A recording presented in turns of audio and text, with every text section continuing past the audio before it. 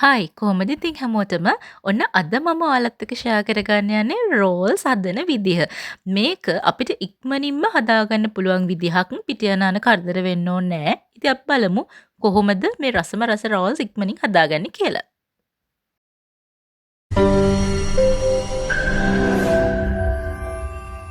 මුලින්ම අපි ෆිලිං එකට අවශ්‍ය කරන දේවල් බලමු. කැරට්, ලූණු, අමු මිරිස්, ලීක්ස් මෙන්න මේ විදිහට පොඩිවට කපා ගන්න ඕනි. ඒ වගේම සිදුරුණු බික් 3ක් ඉඟුරු කෑල්ලක් මේ විදිහට චූටිවට කොටා ගන්නවා පේස්ට් එකක් විදිහට.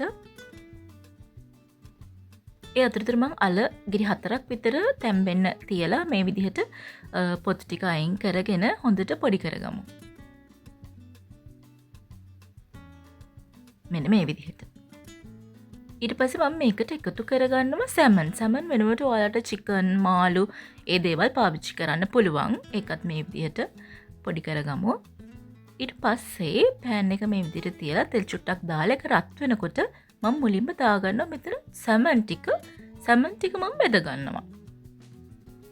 එතකොට ඔයාලා ෆිලින් එක ටිකක් අමුතු රසක් එනවා. අර සැමන් වල අර ගොඩාක් අර පිලි රසට කැමති නැති කෙනෙක්ට මෙන්න මේක try කරන්න පුළුවන්.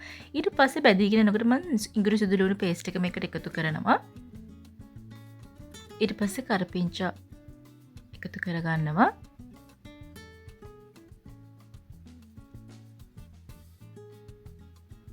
ඊට පස්සේ මෙන්න මේ විදිහට කලවම් කරගමු. රසගුණ වැඩි කරගන්න කුරුඳු පොතුයි කරදමුංගුයි පාවිච්චි කරනවා. ඊට පස්සේ කෑරමිරිස් මේස හැන්දක් විතර එකතු කරගන්නවා. ඒක අඩු වැඩි කරගන්න පුළුවන් ඔයාලගේ රස අනුව. ඊට පස්සේ ගම්බිරිස් තේ හැන්දක් විතර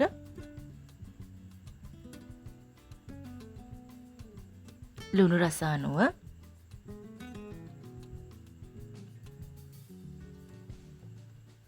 කහකුඩු තේ හැන්දක ප්‍රමාණයක්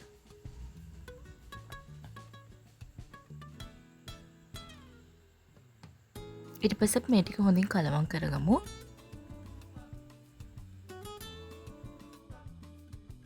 මේකටම දැන් අපි කපාගත්ත කැරට් ටිකත් එකතු කරගමු.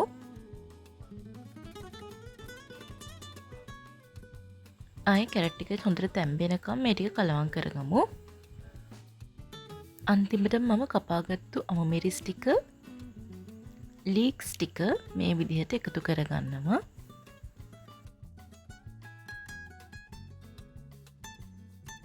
ඊට පස්සේ ඒ ටිකත් මේ විදිහට කලවම් කරගමු. ඒත් එක්ක මම ඊට පස්සේ දාගන්නවා තම්බගෙන පොඩි කරගත්ත අල ටික. දැන් අපේ ෆිලින් එකට අවශ්‍ය කරන දේවල් අපි ඔක්කොම දාගත්තා. අල ටිකත් අපි දැන් එකතු කරගත්තා. ඉතින් අපි දැන් මේ ටික ඔක්කොම හොඳට කලවම් කරගමු. ඔන්න තියෙනවා අපේ ෆිලින් එක. දැන් යමු අපි රෝල් ෂීට් එක හදාගන්න. මම මෙතන පාන් පෙති 15ක් විතර වගේ ප්‍රමාණයක් අරගෙන තියෙනවා. ඊට පස්සේ මේ පාන් පෙති එකිනෙක අරගෙන අපි මෙන්න මේ වගේ අග කොටස හරියට කපලා අයින් කරගමු. මෙතනදී ඔයාලට විශේෂ දෙයක් කියන්න ඕනි. දැන් අපි මෙතන පාන් පෙති අයින කොටස අයින් කරනවා. ඉතින් අයින් කළාට ඒක විසික් කරන්න ඕනේ නැහැ. ඒක හොඳට වේලලා අවුවේ අපිට ග්‍රයින්ඩ් කරලා බ්‍රෙඩ් ක්‍රම්ස් හදාගන්න පුළුවන්. පාන් කුඩු හදාගන්න පුළුවන්. ඔන්න ඔය විදිහට තියෙන්න ඕන.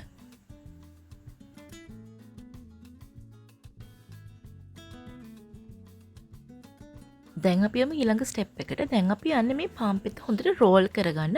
හැබැයි ඊට කලින් අපි චුට්ටක් විතර වතුර පොඩක් ගාගෙන ඉමු. ගොඩාක්ම නෙමෙයි. ගොඩාක් මේ විදිහට බ්‍රෂ් කරගන්න වතුර චුට්ටක්.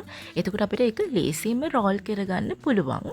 හැබැයි ගොඩක්ම දාගත්තොත් අපිට ඒක හරියට කරගන්න බෑ. මතක තියාගන්න බොහෝම සුළු ප්‍රමාණයක් විතරයි.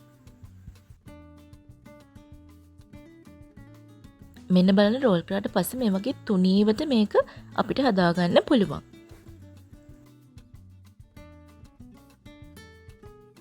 ඒත් එක්ක මම බැටර් එක හදාගන්නවා. මේකට පාන් පිටි චුට්ටකට වතුර ටිකක් දාලා කහගොඩ ටිකක් දාලා මේක ගොඩාක්ම දියාරු වෙන්නේ නැති විදිහට මෙන්න මේ ප්‍රමාණයට හදාගන්න ඕන. ඊට පස්සේ මේ ෂීට් එකට අපි හදාගත්ත ෆිලිං එක මැදින් චුට්ටක් මේ විදිහට තියාගන්නවා.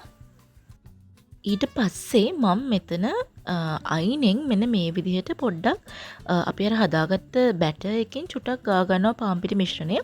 මොකද එතකොට හොඳට මේ පාන් පෙත්ත මෙන්න මේ විදිහට අලව ගන්න අපිට පුළුවන් තරම් ගැලවෙන්නේ නැහැ.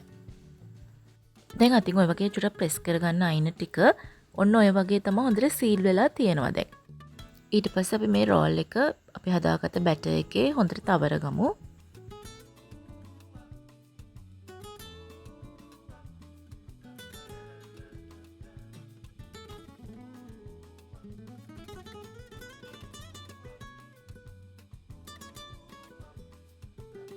රෝල් එක බැටර් එකේ දාගත්තට පස්සේ අපි පාන් කුඩු වල තවර ගමු.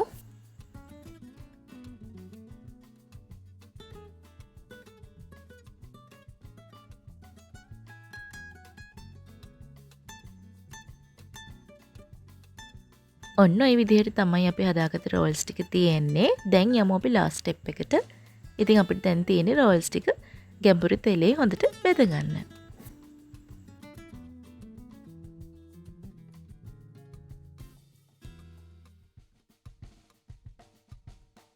මේ වගේ ලස්සන ගෝල්ඩන් බ්‍රවුන් එකක් එනකොටම ඔයාලා මේක ලිපෙන් අයින් කරගන්න ගොඩාක්ම කරගන්න එපා. ඔන්න ඔය විදිහට ඉක්මනට ලිපෙන් අයින් කරගන්න බැදගත්තට පස්සේ. ඔයාලා try කරගෙන බලන්න ගෙදරදී ලේසියෙන්ම පහසුවෙන්ම හදාගන්න පුළුවන් මේ විදිහට රස රෝල්ස්. ඉතින් පිට යන කරදර වෙන්න ඕනේ නැහැ. ඉතින් ඔයාලත් ගෙදරදී try කරලා බලන්න.